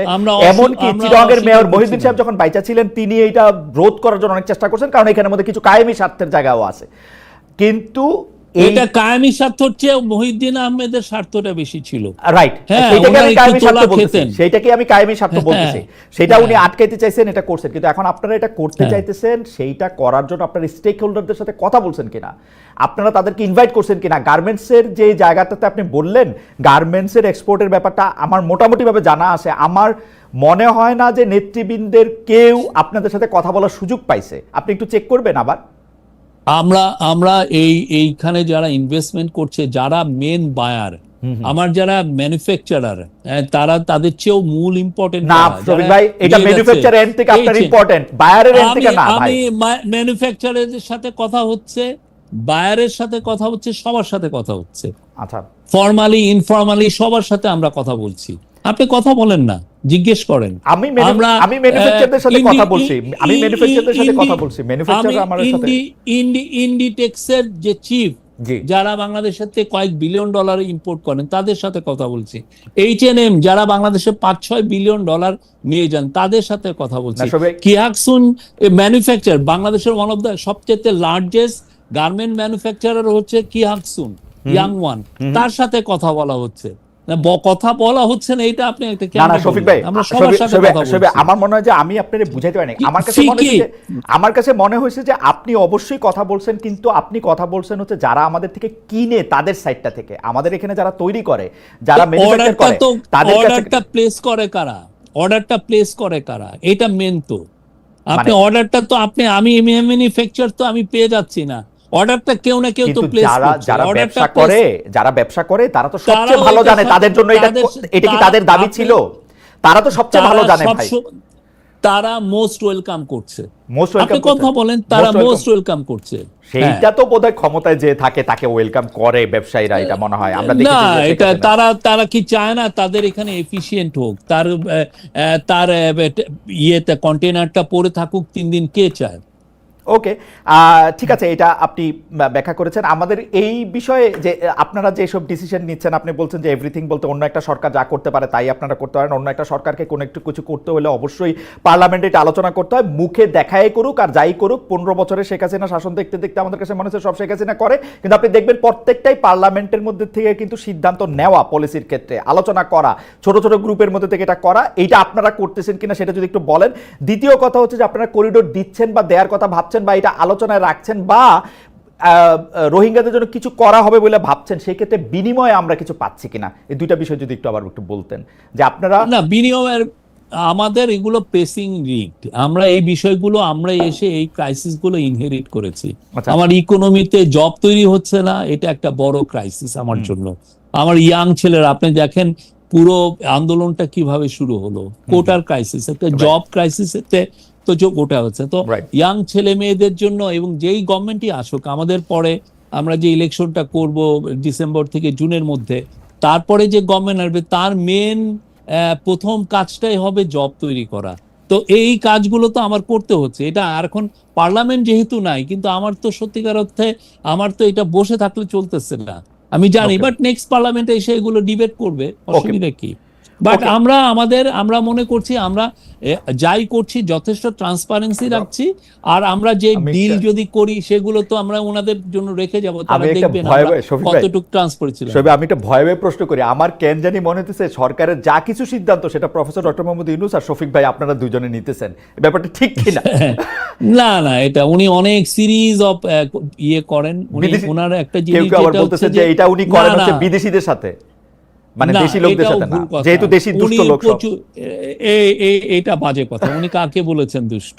উনি কাউকে দুষ্ট আমি বলতেছি যেহেতু দেশি লোকরা দুষ্ট। উনি বাংলাদেশের মানুষকে বাইরে যতটা প্রেস করেন আপনি চিন্তা করবেন না, মানে আমি অবাক হয়ে যাই উনি কত প্রেস করেন। আর যেটা উনি সবার সাথেই কথা বলছেন, এবং এই জিনিসটা উনি সিরিজ আকারে উনি ড্যাভোসে এই আলাপগুলো হয়েছে, নিউ ইয়র্কে এই কথাগুলো উনি শুনেছেন। তারপরে আমরা যেই সমস্ত জায়গায় গেছি আর ওনার সাথে যারা মিটিং করতে আসেন, এই কথাগুলো বারবার আসে। কেন, জবটা একটা বড় জিনিস, আমরা কিভাবে জব তৈরি করব, এইটা একটা বিগ একটা আমাদের বড় একটা চিন্তার বিষয় হয়ে গেছে। আচ্ছা, এইটার যেহেতু প্রসঙ্গটা উঠলো, এইটা কি ঠিক ডক্টর মোহাম্মদ ইউনূসের সাথে যারা আছেন, যারা বাংলাদেশটা পরিচালনা করতেছেন, তারা বেশিরভাগই দ্বৈত নাগরিক? এটা জনাব খলিলুর রহমানকে নিয়ে কথা উঠেছে, অনেকে বলেছেন যে জনাব খলিলুর রহমান রজার রহমান নামে তিনি ফেসবুক পরিচালনা করেছেন, তিনি আসলে ভোট দিতে যাওয়ার সময় অনেকবার অনেক কথা বলেছেন, তিনি মার্কিন যুক্তরাষ্ট্রের নাগরিক, কানাডার নাগরিক বলা হচ্ছে একজন, আপনি জানেন কাকে কাকে। তারপরে এরকম আমার শিক্ষক আলী রিয়াজ স্যার, তিনি তো বাইডেন সাহেবকে ভোট দিতে যাওয়ার সময় তিনি স্ট্যাটাস দিয়েছেন, এটা আমারই মনে আছে। তো এইটা কি ঠিক যে মানে আমার কোনো অসুবিধা নাই, মানে বাংলাদেশ ক্রিকেট টিমের কোচ যদি বিদেশি হইতে পারে, প্রফেসর ইউনূস বিদেশিদের নিয়ে স্বাচ্ছন্দ্য বোধ করলে করবেন, আমার তো, কিন্তু এটা সত্য কিনা ব্যাপারটা? না, সত্য না। আমরা খলিলুর রহমান ভাইয়ের আমি আলী রিয়াজ স্যারেরটা আমি জানি না, আর উনি যেহেতু একটা ইন্ডিপেন্ডেন্ট কমিশনের উনি মেম্বার, আমি এই বিষয়ে করতে চাচ্ছি না। বাট আলী রিয়াজ স্যারের ব্যাপারে আমি বলতে পারি উনি বাংলাদেশের নাগরিক, খলিলুর এবং রহমান সাহেবের এটা ক্ষেত্রে, জেনেই আমরা খলিলুর রহমান সাহেবের ক্ষেত্রে। খলিলুর রহমান সাহেবের ক্ষেত্রে উনি বাংলাদেশের নাগরিক, এবং সেই অনুযায়ী উনি আমরা তাকে অ্যাপয়েন্টমেন্ট দেওয়া হয়েছে। এখন কথা হচ্ছে যে যদি আপনার মনে হয় যে না উনি বাংলাদেশের নাগরিক না, যারা এই না না, অভিযোগটা বাংলাদেশের তুলছে, নাগরিক কিন্তু শফিক ভাই, প্যাচটা না, না, হলো উনি উনি আমেরিকারও নাগরিক কিনা, উনি আমেরিকারও নাগরিক কিনা। উনি বাংলাদেশের নাগরিক, কেউ যদি মনে করেন যে উনি অ্যাট দ্য সেম টাইম উনি আমেরিকার নাগরিক, তাহলে আমরা তাকে অনুরোধ করি যে আপনারা আমাদেরকে পাঠান, এভিডেন্স আপনারা এরকম কিছু দেখেন নাই? না, আমরা এরকম কিছু দেখি নাই, এরকম কিছু দেখেন আমরা নাই? কিছু দেখি নাই। যারা দেখার এইরকম কৌতূহল কোনো হয় কিছু নাই? যদি কৌতূহলের বিষয়টা না, কথা হচ্ছে যে যদি কেউ মনে করেন যে না এই বিষয়টা আমাদের তাদের কাছে এভিডেন্স আছে, আমি মোস্ট ওয়েলকাম করি। আপনি শফিক ভাই, এভিডেন্স তো আপনার কাছে থাকবে, আপনি না সেন্টারে, আমাদের কাছে কেন না, যে থাকবে? শুনেন, আপনার মনে আছে যে বারাক ওবামাকে নিয়ে কত কথা হয়েছিল, যে বারাক হোসেন ওবামা উনি সিক্রেটলি মুসলিম, তো তখন ওইটা দায় তো বারাক ওবামার না যে বলা যে না আমি খ্রিস্টান, এটা তো বলা ওনার দায় না, এটা যে অভিযোগটা করবেন তার এটা দায় না। এটা কি অভিযোগ শফিক ভাই? এটা কি একটা অভিযোগ? ধরেন একজন লোক দ্বৈত নাগরিক, অসুবিধা কি? অসুবিধা কি? না, এটা এটা একটা কি না, এটার অসুবিধা হচ্ছে এটার মাধ্যমে অনেকে ওনার এগেইনস্টে স্মিয়ার ক্যাম্পেইন করছেন যে না উনি বাংলাদেশের দ্বৈত নাগরিক, কত ওনার কাছে আমরা। আপনি বলে দেন শফিক ভাই, আপনি বলে দেন, আপনি আমাকে এমনি বলে দেন যে না খলিল সাহেব আমেরিকার নাগরিক না, এটা আমার জন্য একদম আমি একটু আগে কি বললাম, আপনি বাংলাদেশের নাগরিকটা বলছেন, বাংলাদেশের নাগরিক বলছেন। হ্যাঁ, আমি তো বলছি যে উনি বাংলাদেশের নাগরিক, সেই অনুযায়ী আমরা তাকে দিয়েছি। এবং আপনার যদি আমার কাছে কোনো এভিডেন্স নাই যে উনি আমেরিকান নাগরিক, যদি আপনাদের কাছে এভিডেন্স থাকে আমি অনুরোধ করব এভিডেন্স গুলো আমাদেরকে একটা পাঠান। এই যে অনেকে হয় কি এই সমস্ত এই কথাগুলো অনেকে বারবার আসে, এগুলো চালান। আমার আরো দু একজন কলিগ নিয়ে হচ্ছে, আমরা হাসাহাসি করি। আমার কথা হলো যে এভিডেন্স গুলো আনেন। একজন বললেন যে আমার এক কলিগকে উনি নিজে ওনার পাসপোর্ট দেখেছেন, উনি কানাডার নাগরিক, একটা উনি ওনার সাথে আমি প্রতিদিন কাজ করি, উনি কানাডার নাগরিক না। এখন এই যে এই কথাগুলো এই যে শফিক ভাই কানাডার নাগরিক না, আপনি আপনার একটা কলিগ নিয়ে বলতে পারলেন, আপনি এইটাও বলে দেন যে উনি আমেরিকান নাগরিক বা কানাডার নাগরিক না, তাহলে তো আমাদের জন্য জীবন সহজ হয়ে যায়। আপনি তো জানেন সাংবাদিকতা বাংলাদেশে কত চ্যালেঞ্জিং। আমার কাছে কোনো এভিডেন্স নাই যে উনি আমেরিকান নাগরিক। ওকে, আমার কাছে কোনো এভিডেন্স নাই। আমি জানি উনি বাংলাদেশের নাগরিক, এটা। আর কারো কাছে যদি কোনো এভিডেন্স থাকে আমরা ওয়েলকাম জানাই, আপনি আমাদেরকে পাঠান এভিডেন্স। কিন্তু এই যে চিপ কথাবার্তা ইন্টারনেটে যারা বলেন, এবং এটা নিয়ে হয় কি একটা বাজার তৈরি হয়ে গেছে এই সমস্ত কথার, যে চিপ কথা, বাইরে যেটা হয় এগুলো করলে অনেকে এগুলোর ক্ষেত্রে ডিফর্মেশন করে যে না আপনি আমার সামাজিক মর্যাদা হানি করেছেন। তা আমার মনে হয় যে এইগুলো বিষয়ে যারা বলছেন, আমরা বাংলাদেশে তো অনেক ইনভেস্টিগেটিভ জার্নালিস্ট আছে, বিদেশেও আছে, তারা একটু দেখেন না, একটু সিরিয়াসলি ইনভেস্টিগেট করে দেখেন উনি আমার কাছে মনে হয় যে নাগরিকত্বের প্রসঙ্গটা, দ্বৈত নাগরিকত্বের প্রসঙ্গটা, যেহেতু বাংলাদেশের দ্বৈত নাগরিক হইতে গেলে তিনি মন্ত্রী পদমর্যাদার কেউ হইতে পারবেন না, তো সেই ক্ষেত্রে এটা হয়তো ইনভেস্টিগেশন করে দেখাই যেতে পারে যে বাংলাদেশে মন্ত্রী পদমর্যাদায় উপদেষ্টা হইতেছেন যারা, তাদের মধ্যে কেউ বিদেশি নাগরিক আসেন কিনা। যেহেতু আপনি জানেন না, এটা নিয়ে তো আর আপনাকে আর প্রশ্ন করে কোনো নাই। আমি দর্শকদের কাছে প্রশ্ন করেছিলাম শফিক ভাই, যে চট্টগ্রাম বন্দর পরিচালনার দায়িত্ব বিদেশি প্রতিষ্ঠানকে দেয়ার আগ্রহ প্রকাশ করেছেন প্রধান উপদেষ্টা ডক্টর মোহাম্মদ ইউনূস। এইটা অন্তর্বর্তী সরকারের এই উদ্যোগ সমর্থন করেন কিনা? শতকরা 59% দর্শক সমর্থন করেছেন, শতকরা 41% দর্শক সমর্থন করেন নাই, 69,000 দর্শক ভোট দিয়েছেন। শফিক ভাই, বেশিরভাগ দর্শক, অর্থাৎ মানে বেশি দর্শক, বেশিরভাগ না, বেশি দর্শক সমর্থন করেছেন এটা দেয়ার ক্ষেত্রে। আমি একটু ভারত নিয়ে আপনার কাছে একটু প্রশ্ন করতে চাই যে এর আগে সরকারের নতজানু ভারতের ক্ষেত্রে নতজানু পররাষ্ট্রনীতির ব্যাপারটা আসলে সারা দেশেই অনেক বেশি আলোচিত ছিল, অনেকটা সময় ধরেই অনেক বেশি আলোচিত ছিল। কিন্তু আমরা দেখতে পাচ্ছি যে বর্তমান সরকার ক্ষমতা আসার পর, অর্থাৎ ওই সরকার ক্ষমতা থেকে চলে যাওয়ার পর বা পদ থেকে বাধ্য করার পর, জিনিসটা যেটা হইল, ভারত একতরফাভাবে বেশ কিছু চুক্তি বাতিল করতেছে। আজকে ট্রান্সশিপমেন্ট বাতিল করে, পরে স্থলবন্দর দিয়ে জিনিসপত্র যাওয়া বাতিল করে, তারপরে এইটা বাতিল করে। আমাদের কাছে কি বাতিল করার মতো কিছু নাই? এই অন্তর্বর্তী সরকারকে তো আসলে ভারতের মানে ভারত কষ্ট পায় বা ভারত ওই বাতিলের এগেনস্টে কোনো একটা জবাব হয় এরকম কোনো কিছু তো দেখলাম না, এটা কারণটা কি আসলে? না, আসলে আমরা রিটালিয়েশনে বিশ্বাস করি না। আমরা ওনাদের এগুলো দেখছি এবং আমরা মনে করছি যে যেহেতু ওনারা এই কাজগুলো করছেন, আমরা আমাদের সক্ষমতা বাড়াতে আমরা মনোনিবেশ করেছি। আপনারা জানেন আমাদের আগে ট্রাক করে অনেক আইটেম বেনাপোল পার হয়ে এটা দিল্লি পর্যন্ত যেত ট্রাকে, তারপরে ইন্দিরা গান্ধী এয়ারপোর্ট থেকে এটা ইউরোপ বা আমেরিকায় ফ্লাই করতো। এটা মূল কারণ ছিল যে ওইখানে যে এয়ার শিপমেন্টের কস্টটা $2.5 ছিল, Right. এই কস্টটা খুব কম পড়তো। আর এইখানে আমাদের যে এই জায়গাটায় যেটা ছিল যে আমাদের এইখান থেকে সে যদি ফ্লাই করতো তার $5 পড়তো, কস্টটা বেশি ছিল। তো এই জন্য এয়ার শিপমেন্টটা আমাদের জন্য দরকার ছিল আমাদের ইয়েতে। Right. তো আমরা এখন যেহেতু ওনারা এটা বাদ দিয়ে দিলেন, এখন আমরা আমাদের সক্ষমতাটা বাড়াতে চাচ্ছি। আমরা সিলেট দিয়ে এয়ার শিপমেন্ট চালু করেছি। আমরা, আপনারা দেখেছেন যে জেট ফুয়েলের দাম কমানো হয়েছে 16-17 টাকা পার লিটারে, এবং অ্যাট দ্য সেম টাইম আমরা যেটা করছি যে আমাদের এই যে এটার এফিসিয়েন্সি বাড়ানোর চেষ্টা করছি। ফলে যেটা হচ্ছে যে এখন কস্টটা অলরেডি মানে $5 থেকে কমে এসছে, কিছু কিছু ক্ষেত্রে 37.7% কস্ট কমে এসছে। Right. কিন্তু আমাদের টার্গেট এটাকে $2.5 আনা, Right. যাতে আমরা আমাদের সক্ষমতাটা বাড়াতে পারি। এটা আমাদের দরকার। আপনার মনে আছে 2014 সালে ইন্ডিয়ার মানে তরফ থেকে আগে আমাদের প্রচুর গরু আসতো, সেই হ্যাঁ। গরুটা ওরা বন্ধ করে দিল যে কোনো গরু আসবে না। Right. কিন্তু আপনি দেখেন এরপরে বাংলাদেশে গরু খামারের একটা গরুর বিপ্লব হয়ে গেছে। Okay. বাংলাদেশে এখন 5 লক্ষ জব তৈরি হয়ে গেছে যা সেই গরু খামারকে কেন্দ্র করে। না, তো আমরা মনে করি যে এটা ইট খুবই- could B A blessing in disguise, আমার খুবই- যাতে সক্ষমতাটা বাড়ে। খুবই খুবই খুবই ভালো কথা বলছেন যে রিটালিয়েশন তো করা দরকার নাই, সক্ষমতা বাড়লে তো এটা খুবই ভালো কথা। কিন্তু আমরা শুনছিলাম যে ওই সরকারের সময় আওয়ামী লীগ সরকার অনেকগুলি, মানে যেটাকে আসলে খুব জনপ্রিয় ভাষায় বলা হয়তো যে গোলামি চুক্তি, দেশ বেঁচে ফেলার চুক্তি, এরকম অনেকগুলি চুক্তি করছে। সেই চুক্তিগুলি আপনারা পর্যালোচনা করছেন কিনা, সেই চুক্তিগুলি আপনারা সামনে আনতেছেন কিনা যে এই চুক্তিগুলি আসলে করা হয়েছিল, এই চুক্তিগুলি আমরা মানি না, এইভাবে দেশটা দিয়ে দিছিল আসলে আওয়ামী লীগ বা ইন্ডিয়াকে। আমাদের এনার্জির বিষয়ে একটা কমিশন আছে, সেই এনার্জি কমিশন অনেকগুলো চুক্তি রিভিউ করছে। অনেকগুলি that I can say, but এই যে রিভিউ করা এই চুক্তিগুলো, ফানি থিং হচ্ছে যে অনেক ক্ষেত্রে আমাদের সেই সক্ষমতাটাও অনেক ঘাটতি আছে। Okay. যে আপনি রিভিউ করেন, বিকজ এগুলো তো ইন্টারন্যাশনাল চুক্তি অনেক ক্ষেত্রে, তো সেক্ষেত্রে হয় কি ইন্টারন্যাশনাল ল ফার্ম দিয়ে আপনার এই চুক্তিগুলো দেখতে হয়। আপনি জানেন সেই 1999-এ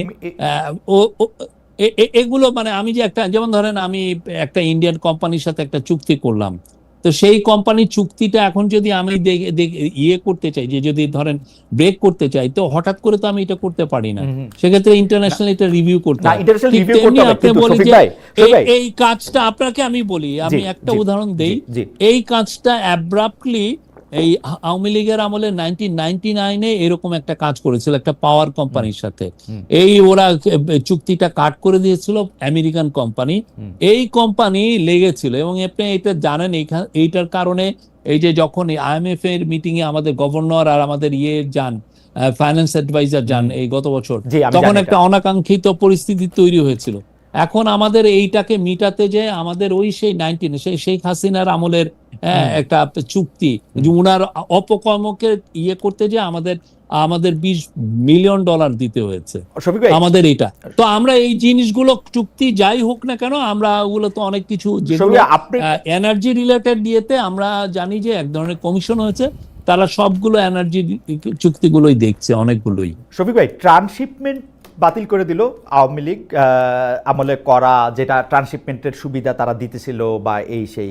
তো আমাদের কাছে কি এরকম কোনো চুক্তি আসে যেটা আওয়ামী লীগ ইন্ডিয়ার সাথে করছিল, যেটা আমাদেরকে দেখানো তো যাইতে পারে, আপনি বাতিল না করেন, ইন্টারন্যাশনাল রিভিউ তো না দিতে পারেন, আপনি তো এটা দেখাবেন যে ভাই এই চুক্তি আওয়ামী লীগ ওদের সাথে করছিল, এর বিনিময়ে ওরা আমাদেরকে ট্রান্সশিপমেন্ট দিছিল, এখন এই ট্রান্সশিপমেন্টটা বাতিল করে দিছে, এইটাও তো দেখানো সম্ভব, তাই না? এটা তো রিটালিয়েশন।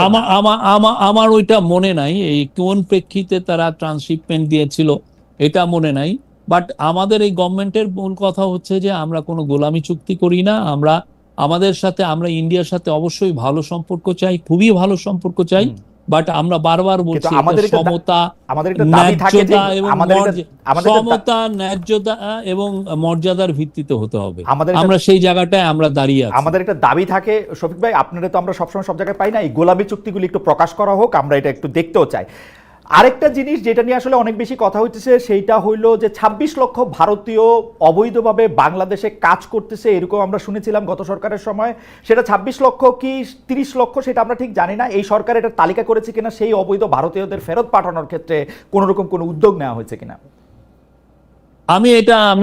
আমার এটা জানা নাই। আমি এইটা আবার হোম মিনিস্ট্রি থেকে তাহলে আমি এটা পুরো ডিটেলসটা আমি নিয়ে নিব। ২৬ লক্ষ আমি জানি না, এটা মনে হচ্ছে এক্সাজারেটেড ফিগার।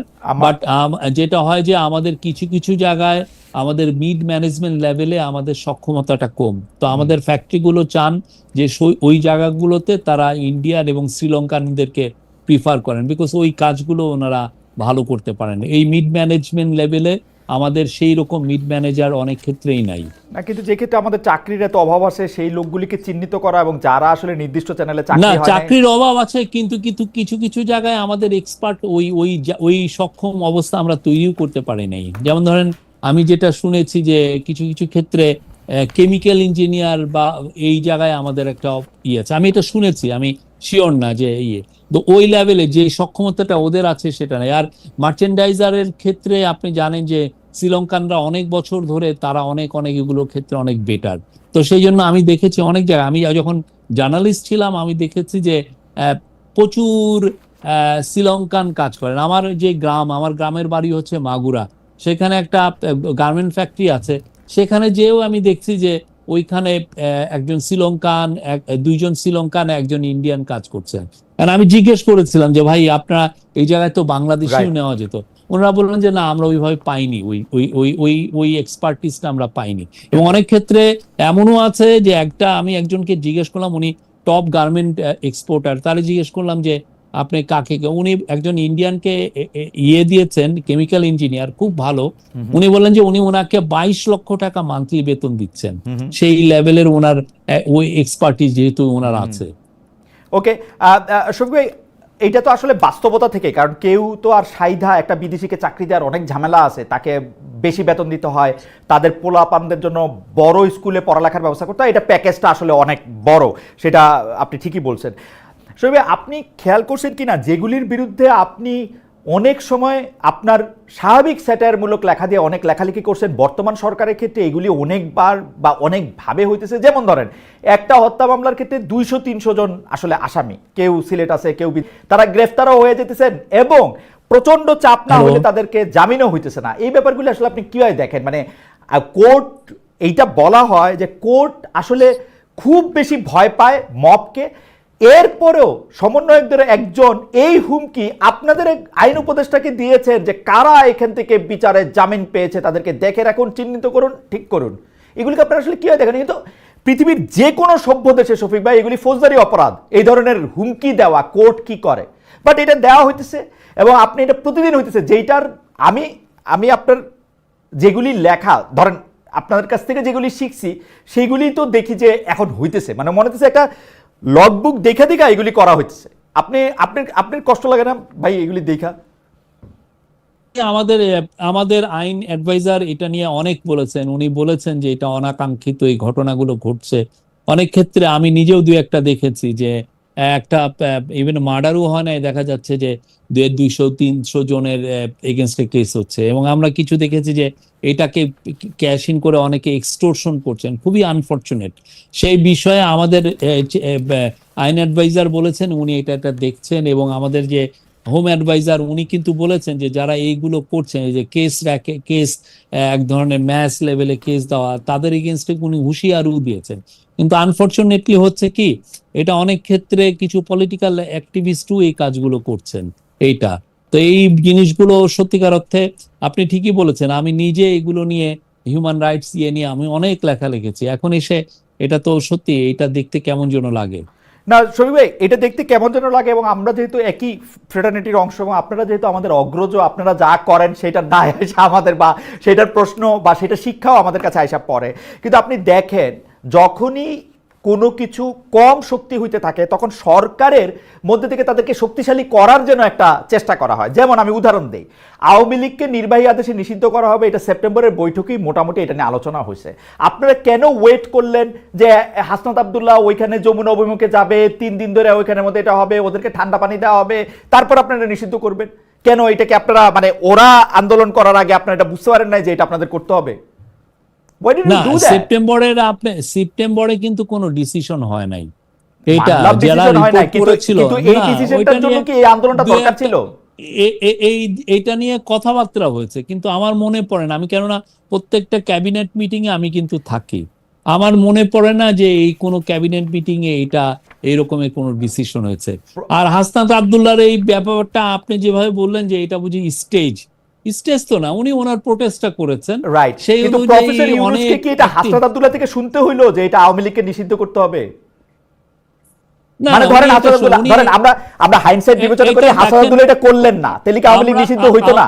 আমরা আমরা অলওয়েজ মেনটেন করেছি যে এই বিষয়গুলো, এইটা যেহেতু সংবেদনশীল একটা বিষয়, রাইট। এই বিষয়টা সত্যিকার অর্থে যারা জুলাইয়ের গণ আন্দোলনে ছিলেন, জুলাই আপরাইজিং এ ছিলেন, তাদের উপরে সবার সাথে আমরা মানে ডিসিশন যদি হয়ও সেটা হবে তাদের সাথে কনসালটেশন করে, তাদের ইয়েতে, এবং সেই অনুযায়ী হয়েছে, তারা সবাই কনসেন্ট দিয়েছেন, মানে তো এই অনুযায়ী যদি হাসনাত হ্যাঁ। আব্দুল্লাহ, আমি যেটা যদি হাসনাত আব্দুল্লাহ এই ডাকটা না দিতেন যে আওয়ামী লীগ নিষিদ্ধ করব, যতক্ষণ নিষিদ্ধ না করা হবে ততক্ষণ পর্যন্ত যমুনা উইল বি ঘেরাউট, এইটা যদি উনি না কইতেন তাহলে কি আওয়ামী লীগ এখনো সিদ্ধ দল হিসেবে থাকতো, তাই না? দেখেন, হাসনাত আব্দুল্লাহ বা ইয়েরা যে সব যা যা বলছেন আমরা কি সবই শুনছি নাকি? আচ্ছা, ওনারা তো বলেছিলেন যে অনেকে দেখেন প্রেসিডেন্টকে ওনারা আউটস্টার চেয়েছিলেন অনেকেই, তো আমরা তো সেই অনুযায়ী আমরা যে সমস্ত জায়গায় জাতীয় ঐক্য তৈরি হচ্ছে সেই জায়গাগুলো এই বিষয়ে ভালো ডিসিশন হচ্ছে। মানে প্রেসিডেন্ট সরানোর সাথে এইটাকে আপনি তুলনা করলে সেটা ইন্টারেস্টিং। তো প্রেসিডেন্ট সরানোর ক্ষেত্রে যেহেতু বিএনপি চায় নাই, সেজন্য আপনারা প্রেসিডেন্ট সরাতে পারেন না, ওরা তো চাইছিলই। এই ক্ষেত্রে যেহেতু বিএনপিও চাইছে সরাই দিতে, সেজন্য আপনারা সরাইছেন, ব্যাপারটা কি এরকম? না, আমরা বললাম তো এগুলো যত ডিসিশন হয়েছে সব জায়গায় আমরা সবার সাথেই কথা বলেছি এগুলো ক্ষেত্রে। আর এইটার প্রসঙ্গেই একটা সম্পাদক পরিষদ আজকে একটা প্রেস রিলিজ ইস্যু করেছে, আপনি নিশ্চয়ই দেখেছেন, যে আওয়ামী লীগের কার্যক্রম নিষিদ্ধ ঘোষণা করা হয়। সন্ত্রাসবিরোধী অধ্যাদেশ 2025-এর গেজেটের প্রকাশের পর তারা দেখা যাচ্ছে যে অধ্যাদেশে একটি ধারা সংযুক্ত হচ্ছে, সেটা হচ্ছে উক্ত সত্তা কর্তৃক বা উহার পক্ষে সমর্থনে কোনো প্রেস বিবৃতির প্রকাশনা বা মুদ্রণ কিংবা গণমাধ্যম, অনলাইন সামাজিক যোগাযোগ মাধ্যম বা অন্য যে কোনো মাধ্যমে যে কোনো ধরনের প্রচারণা অথবা মিছিল সমাবেশ বা সংবাদ সম্মেলন আয়োজন বা জনসম্মুখে বক্তৃতা প্রদান নিষিদ্ধ করিবে। এইটা ব্যাপারে তারা মনে করতেছেন যে এটা অপব্যবহার হবে, এটা স্বাধীনতার এটা শঙ্কা সৃষ্টি করবে। আপনার কাছে কি মনে হয়? মাহফুজা নাম সভাপতি এবং দেওয়ান হানিফ মোহাম্মদ সাধারণ সম্পাদক পরিষদের পক্ষে এই বিবৃতি। না, এটা কেউ যেটা ব্যান্ড হয়ে যায় যে সংগঠন যারা কার্যক্রম, আপনি দেখেছেন কেউ জেএমবির কার্যক্রম কেউ কভার করে বাংলাদেশে? জেএমবি তো ব্যান্ড অর্গানাইজেশন। তারপরে হরকতুল জিহাদ আল ইসলামী বাংলাদেশ ব্যান্ড, কেউ কি ওদের এই কার্যক্রম কেউ কি করে, বলে যে এর লিডার এখানে কথা বলেছেন বা এরা আমার যতদূর মনে হয় হিজবুত তাহরির মিছিল করছে, সেই খবর ছাপা হয়েছে পত্রপত্রিকায়। এটা দু একটা হতে পারে, বাট এদেরকে নিয়মিত ছাপা হয়েছে ভাই, নিষিদ্ধ ঘোষিত জেএমবি সংগঠনের এই কার্যক্রম ছাপা হয়েছে, এটা লেখা হয়েছে। প্রমোশনাল কোন রিপোর্ট আমরা দেখি নাই, বা এদের লিডার, আমরা যেটা দেখেছি যে এই অনেকে শেখ হাসিনার যে যেই জিঙ্গোইস্টিক যেই উনি যেই ভায়োলেন্সকে ইনসাইট করে যেই স্পিচ দেন সেগুলো অনেকে কভার করেছেন। তো সেই ক্ষেত্রে আমি দেখি নাই, মানে জিঙ্গোইস্টিক কথা সেটা এরকম ছাপা হয়েছে প্রমোশনাল ওয়েতে। অনেকে করেছে, আমাদের কাছে এভিডেন্স আছে প্রমোশনাল ওয়েতে। মানে এটা এই ব্যানের আগে, আমি বলছি ব্যানের আগে, ব্যানের আগে এটা প্রমোশনাল ওয়েতে করা হয়েছে, এটা আপনি বলছেন।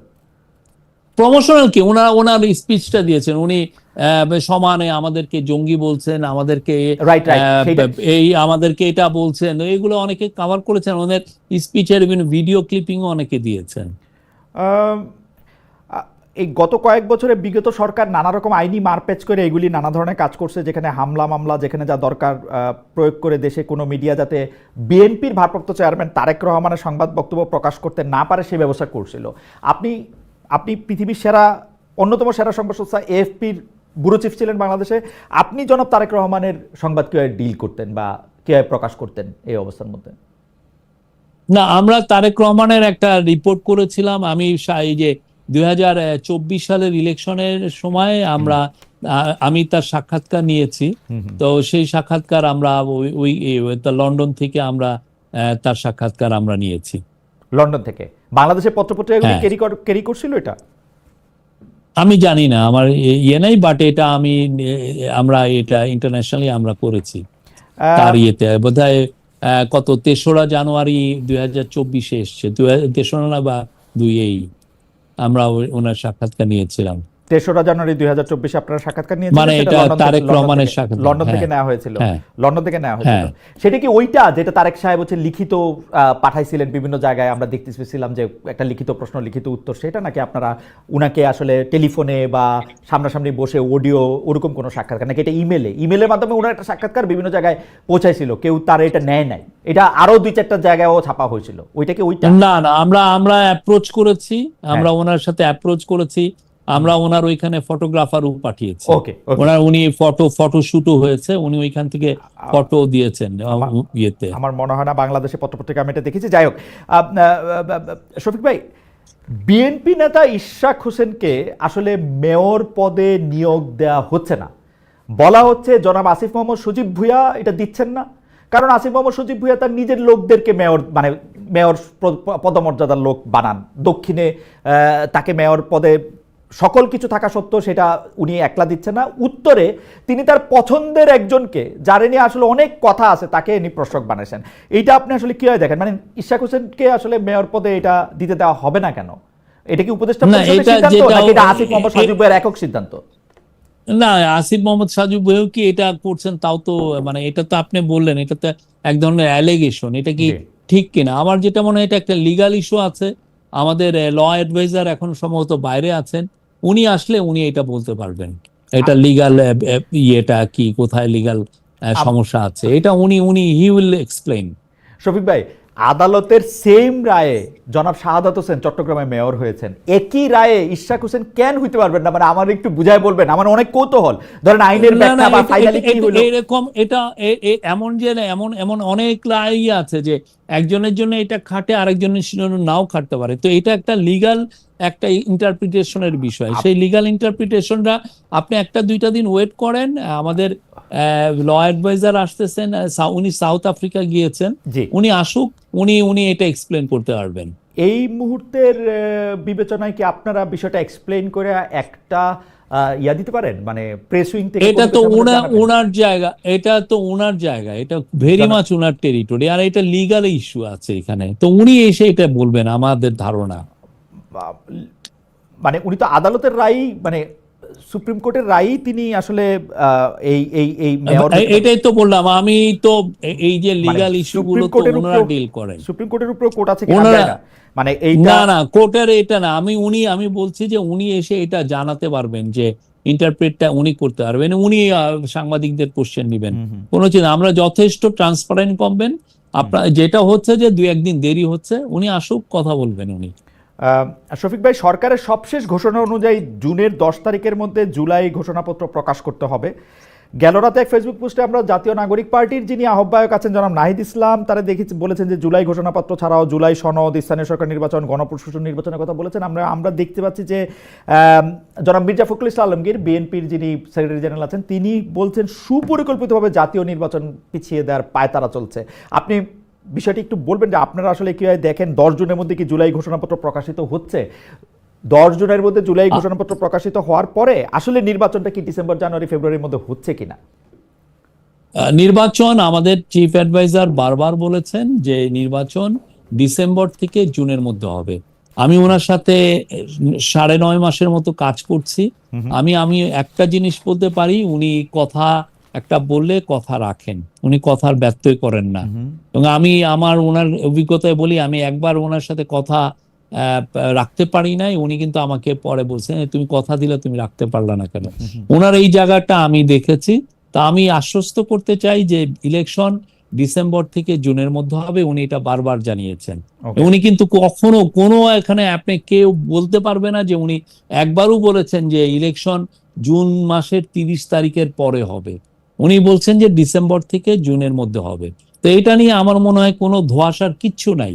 বিএনপি যেটা চাচ্ছেন, এটা আমি যদি পলিটিক্যাল পার্টি হইতাম আমিও হয়তো বা চেতাম, ওনারা একটা ডেট চাচ্ছেন।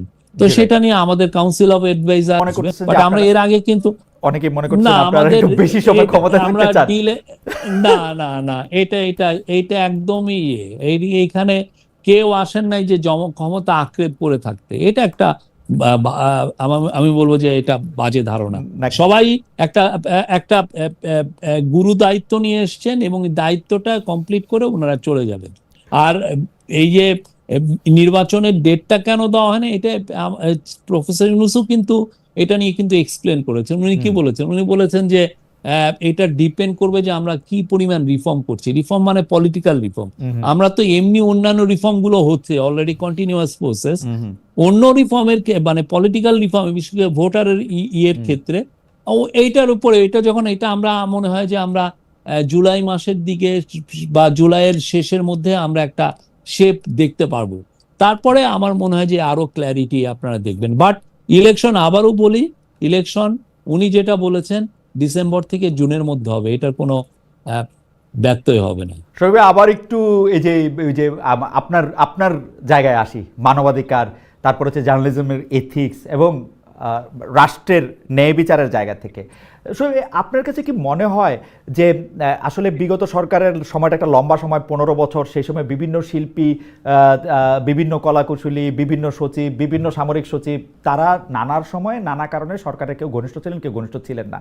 এখন সাংবাদিকদের মধ্যেও কেউ কেউ, তো এইটার মধ্যে কার বিরুদ্ধে মামলা করা হবে, কাকে বিদেশ যেতে দেওয়া হবে, কাকে ছেড়ে দেওয়া হবে এবং কাকে দেওয়া হবে না, এটার মধ্যে কি আপনাদের একটা পিক অ্যান্ড চুজ কাজ করতেছে? যে ঠিক আছে, একে আমার পছন্দ না, তখন আমি নাম দিব তুমি সিনেমায় অভিনয় করছো, তো সিনেমায় যে আরো লোক অভিনয় করছে ওগুলি আমি ভুলে যাব এবং সিনেমায় অভিনয় করার জন্য আমি মামলা দিব, এটা কিরকম হত্যা মামলা? আমরা মনে করি যে মানে হোম মিনিস্ট্রি বা পুলিশ তার কাজে আমরা সাধারণত কখনোই, আমার মনে পড়ে না যে আমরা ইন্টারফেয়ার করি। পুলিশ তার কাজটা করে, তো সেই অনুযায়ী আপনারা দেখছেন। আপনাদের যদি মনে হয় যে আমরা ইন্টারফেয়ার করছি, আমরা ওয়েলকাম জানাই। আপনারা আমাদেরকে বলেন যে না, আপনারা এই জায়গায় ইন্টারফেয়ার করছেন।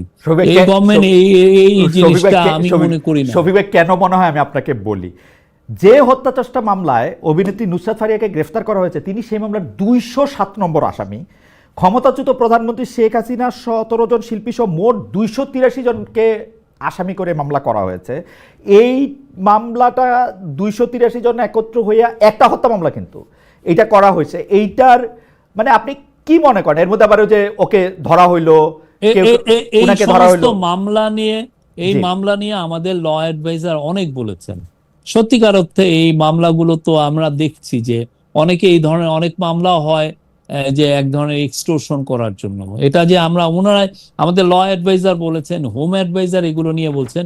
কিন্তু আনফরচুনেটলি সমস্যাটা যেটা হচ্ছে যে কেউ যদি এসে থানায় মামলা করে, হয় কি থানা নিতে বাধ্য হয়। আবার অনেক সময় থানা বলে যে না, আমি এই মামলা নিব না, এই মামলা নেওয়া যাবে না। পরে যায় কি, তারা আবার কোর্টে চলে যায়, কোর্টে গিয়ে আবার বলে যে না, এই মামলাটা নিতেই হবে।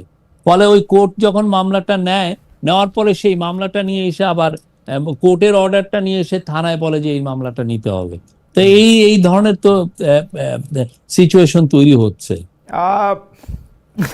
মানে আমরা, যাই হোক, আমি আবারও আপনার আরেকটা যে জায়গায় আপনি অনেকদিন কাজ করেছেন সেই অর্থনীতির জায়গায় একটু আসি। যে শর্ত পূরণ না হয় ঋণের কিস্তি ছাড় বন্ধ রেখেছিল আইএমএফের প্রধান শর্ত অনেকগুলির মধ্যে একটা ছিল ডলারের দাম বাজারের উপরে ছেড়ে দেওয়া। বাংলাদেশ ব্যাংকের গভর্নর আমাদের এই অনুষ্ঠানে এসে বলেছিলেন যে আইএমএফের শর্ত তারা এত সহজে মেনে নেবেন না। এপ্রিলের শেষের দিকে মে মাসের প্রথম সপ্তাহে অর্থ উপদেষ্টা বলেছিলেন যে আইএমএফের ঋণ প্রেসক্রিপশন তারা মানবেন না। কিন্তু হঠাৎ করে আমরা দেখলাম যে এনবিআর কে বিলুপ্ত করা হয়েছে এবং সেটা আইএমএফের, মানে এরকম একটা কঠিন সিদ্ধান্ত নেওয়া হয়েছে, সেটা আইএমএফ এর পরামর্শ মেনেই। আপনি এটাকে নিয়ে আসলে কিভাবে দেখেন? না, আপনি যদি দেখেন যে এনবিআর কিন্তু এই 50 বছরে আমাদেরকে বারবার ফেল করছে। এনবিআর এর আমরা যে কাস্টমস এর যে সিস্টেম বা আমরা যে রেভিনিউ উঠাচ্ছি, একটা গভর্নমেন্ট বেঁচে থাকে, একটা গভর্নমেন্ট বা একটা দেশের ডেভেলপমেন্ট হয় হচ্ছে তার ট্যাক্সের টাকার উপরে। কিন্তু আমাদের কনসিস্টেন্টলি ফেল করছে। আমাদের ট্যাক্স জিডিপি রেশিও মাত্র 7.3-7.4%, যেটা সত্যিকার অর্থে একটা আফ্রিকার দরিদ্র দেশের মতো।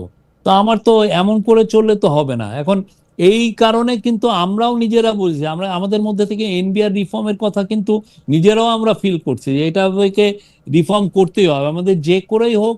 আমার ট্যাক্স জিডিপি রেশিও 10-এর উপরে নিতে এটা হবে। কি তো সেই ক্ষেত্রে আইএমএফ এর পরামর্শ না না, আপনারা এটা করেছেন? আইএমএফ এর পরামর্শ না, এটা ওইটা আইএমএফ এর সাথে আমাদের সাথে কথা মিলে গেছে। আচ্ছা, এই কিন্তু কাকতালীয় ভাবে, আমরা নিজেরাও এটা বলছিলাম যে কাকতালীয় ভাবে। আমাদের কাকতালীয় না, আমরা এটা বলছিলাম, আর আইএমএফ এটা নতুন কথা বলছেন, এটা অনেকদিন ধরে এই কথা বলছে। ওকে, আমরাও মনে করছি যে এই এনবিআর এর রিফর্মটা একটা বড় চ্যালেঞ্জ, এই কাজটা করতে হবে। এটা সে একটা আমাদের মতো ইন্টারিম গভর্নমেন্টই হোক আর এটা একটা ইলেক্টেড গভর্নমেন্টই হোক, তার কাছে সামনের দিনগুলোতে এটা হবে বিগেস্ট একটা চ্যালেঞ্জ। বিকজ আপনি যদি টাকা সেই মতো উঠাইতে না পারেন ট্যাক্স, আপনি তো রাস্তা বানাতে পারবেন না, আপনি ওকে, বেতন দিতে পারবেন না, আপনি এই যে একটা বিধবার স্টাইপেন্ড দিবেন সেটা দিতে পারবেন না। আর এনবিআর এটা কনসিস্টেন্টলি ফেল করছে। আপনি পুরো পৃথিবীতে ট্যাক্স জিডিপি রেশিওর ক্ষেত্রে হচ্ছে 16%, 16.6%, এটা গ্লোবাল এভারেজ, সেখানে আমরা 7.3%। এটা তো চিন্তা করতে হবে যে পাকিস্তানের মতো দেশও 10-এর উপরে। সবে আপনার প্রেডিকশন কি বলে যে আপনি কি এটা 7.3% থেকে মানে অন্য সরকার আসা পর্যন্ত এটাকে আসলে 8%ও করতে পারবেন? মানে আপনি কি মনে না করেন? না, একটা আপনার প্রেডিকশন কি বলে? তো না, এটা হঠাৎ করে এটা বাড়বে না, এটা আচ্ছা, একটা লম্বা একটা রিফর্মের মধ্যে দিয়ে যেতে পারবে। ওকে, আপনি ইচ্ছা করলেই যে এটাকে হঠাৎ এক বছরেই 1% আপনি বাড়িয়ে ফেলবেন, এটা হয় না। আমি বাট 0.7% এটা এর কথা আমাদের কইতেছিলাম। 0.7% তো নেটে আমাদের নেওয়া, আপনি এটা আলাদা দুইটা অফিস করতেছেন, নেটের মধ্যে 0.7% নেওয়া কি অত বড় একটা টার্গেট? আমাদের এই কাজটা করতে হবে, এটা যে গভর্নমেন্টই হোক, এটা ওকে, আমাদের গভর্নমেন্টই থাকুক, বিএনপি আসুক বা যেই আসুক, যে গভর্নমেন্টই আসুক, এই কাজটা খুব ক্রুশিয়াল, এটা করতে হবে। এই জায়গা এটাকে পাশ কাটিয়ে বাংলাদেশের কোনো রিফর্মই আসলে হবে না। কিন্তু রিফর্ম করতে গেলে ইউ নিড মানি, আর মানি আপনি রেজ করবেন কিভাবে? আপনার ট্যাক্স করে। আর এখন এতটাই ক্রুশিয়াল, আপনি দেখছেন যে অনেক দেশ, ইউএসএ দেখেন, অনেক দেশেতে টাকা বন্ধ করে দিচ্ছে, ও টাকাই দিচ্ছে না। পুরো ইউরোপ জুড়ে যারা ডেভেলপমেন্টের জন্য বিদেশে টাকা লেন্ডিং করে তারাও বন্ধ করে। তারা এখন ইউরোপ জুড়ে আপনি দেখেন ওরা অস্ত্রসজ্জায় ব্যস্ত, ডিফেন্স স্পেন্ডিং এ ব্যস্ত। তো আমি চাই আর না চাই, আমার এই ট্যাক্সেশন একটা ওভারঅল করতে হবে, ওই অনুযায়ী আমার ট্যাক্স জিডিপি রেশিও বাড়াতে হবে। শোয়েব, একটা ছোট প্রশ্ন, এটা দর্শকরা অনেকে করতেছেন, যে প্রশ্নটা হচ্ছে এরকম যে আওয়ামী লীগ আমলে যে টাকা পাচার হইতেছিল এটা আমরা ফিল করতেছিলাম চারদিক থেকে, কিন্তু এই সরকার আসার পরে আমরা এই ফিলটা করতেছি না যে টাকা পাচার বন্ধ হয়েছে। আপনার কাছে কি এই ফিল আসছে? যেমন ধরেন বিএনপির এক নেতা কইছে 90,000 কোটি টাকা পাচার হয়ে গেছে, আমরা ওই কথায় না আসি। আপনার কাছে কি এই ফিলিংটা হয়েছে যে বাংলাদেশ থেকে এখন আর টাকা পাচার করা সম্ভব না বা টাকা পাচার কেউ করতেছে না? আমি বলবো যে আমাদের গভর্নমেন্টের কেউ এগুলোর সাথে জড়িত না। আমরা খুব সিরিয়াস মুভ নিচ্ছি যাতে এই বাংলাদেশের থেকে টাকা পাচার বন্ধ হয়। আমরা সেই অনুযায়ী যথেষ্ট রিফর্ম নিয়েছি এবং সেটার আলোকে আমরা দেখেন অনেক কিছু ব্যাংকিং সিস্টেমটাকেও আমরা ঢেলে সাজাচ্ছি সেই আলোকে। তা আমরা বলছি, আমরা আবার সবাইকে ইনভাইট করি, আপনারা এগুলো নিয়ে আরো ইনভেস্টিগেটিভ জার্নালিজম করেন। আমরা জানতে চাই পুরো সত্যটা, আমরাও জানতে চাই। যদি কিছু হয়ে থাকে আপনারা আমাদেরকে জানান, আমরা উইল মোস্ট ওয়েলকাম। বাট আমি বলতে পারি এই গভর্নমেন্ট, আমি বলতে পারি আপাদমস্তক একটা অনেস্ট গভর্নমেন্ট। গভর্নমেন্টের উপদেষ্টারা যে মানে এই পাচারের সঙ্গে জড়িত না সেটা আমরাও হয়তো মানে এই এখন পর্যন্ত তার ধারে কাছেও আমরা আর কোনো কিছু শুনি না, কিন্তু গভর্নমেন্টকে আসলে নানাভাবে চাপ দেওয়া সম্ভব কিনা, নানাভাবে ইয়ে করে অন্য কেউ সুযোগ নিতে পারে কিনা। যেমন ধরেন আমাদের একজন মন্ত্রী হয়তো খুব ভালো, কিন্তু সেই মন্ত্রীর মন্ত্রণালয়ে আরেকটা সুযোগ নিয়ে আর কেউ তাকে ইয়ে করছেন কিনা, ওরকম আপনার মনে হয় কিনা? যে আপনার যদি এরকম এভিডেন্স থাকে এরকম, তাহলে আপনারা রিপোর্ট করেন, এটা তো জানার, মানে এরকম যদি হয় রিপোর্ট করেন, আমরা দেখি। আচ্ছা ঠিক আছে, আমরা এভিডেন্সের কথা যখন বলতেছেন তখন তো আসলে আমার কাছে এখন এভিডেন্স নাই, আমি এটা জানার জন্যই এটা বলতেছিলাম। আমি বরং অন্য একটা জায়গা থেকে বলি, সর্বশেষ গত দুই এক সপ্তাহের মধ্যে আপনাকে সবচেয়ে বেশি জনপ্রিয় করেছে যে কথাটা, বা জনপ্রিয় করেছে যে কথাগুলো, তার মধ্যে একটি হচ্ছে যে আপনি বামদেরকে বলেছেন যে বামরা বাংলাদেশকে বনসাই করে রাখতে চায়, বা নিজেরাও আপনি বামদেরকেও একটু একটু অপছন্দ করেছেন। এখন রোববার 18 মে লেখক, অধ্যাপক, অ্যাক্টিভিস্ট আনু মোহাম্মদ একটি ফেসবুক পোস্ট দিয়েছেন, যেখানে তিনি লিখেছেন প্রধান উপদেষ্টা থেকে শুরু করে তার সুযোগ্য প্রেস সচিব ও বিভিন্ন পদের কোনো কর্তা ব্যক্তির ভাবসাব, কথাবার্তা, কাজকর্ম খেয়াল করলে বিদেশি কর্পোরেট লবিজের ছায়া পাওয়া যায়। চট্টগ্রাম বন্দর করিডোর, সমরস্য কারখানা, অস্বচ্ছ তড়িঘড়ি এলএনজি আমদানি চুক্তি, স্টারলিংক চুক্তি ইত্যাদি নিয়ে তাদের দৌড়ঝাঁপ, জবরদস্তি, গোপন গোপন ভাব, মিথ্যা বিজ্ঞাপনী গল্প এটাই নির্দেশ করে। আপনার মন্তব্য শুনবো। আমি শুধু যোগ করি, বণিক বার্তা এরকম বলেছেন যে বিডার নির্বাহী চেয়ারম্যান উঠছেন, দেশি বিদেশি বিনিয়োগ কমছে। না, এই যে বণিক বার্তা রিপোর্টের কিন্তু আমরা একটা রিবাটাল দিয়েছিলাম। আমি জানি না আপনি আমার ফেসবুকে পেজ দেখেছেন কিনা। বণিক বার্তা যে কথা বলছেন যে 9 মাসের হিসাব দিয়েছেন, ওই 9 মাসের 3 মাস কিন্তু আশিক চৌধুরী ছিলেনই না। ওই 3 মাস কিন্তু খুব বাজে ছিল। এবং কোনো দেশে আপনি যখন রেভুলেশন হয় বা আপরাইজিং হয়, ওই 3 মাসকে কেউ আসলে কাউন্টেই রাখে না।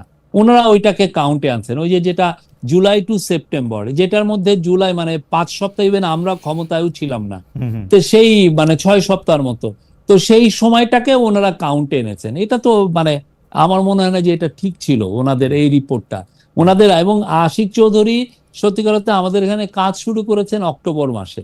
তো আপনি যদি আশিক চৌধুরীকে ব্লেম করেন জুলাই সেপ্টেম্বরে কি হলো, এটা একটা অন্যায়, এটা ঠিক না। আমার মনে হয় যে রিপোর্টার আরো কাজ করতে পারতেন, আরো থরলি চেক করতে পারতেন, দেখতে পারতেন যে উনি ওনার কাজটা।